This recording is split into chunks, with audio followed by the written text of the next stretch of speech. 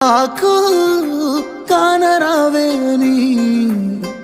ఎవరి కంట్ల పడకుండా నేను వెళ్ళిపోతున్ననే నువ్వు నాతో మాట్లాడలేవే అని ఎవరితో మాట్లాడకుండానే వెళ్ళిపోతున్ననే నువ్వు ఈ లోకంలో లేనలేవే అని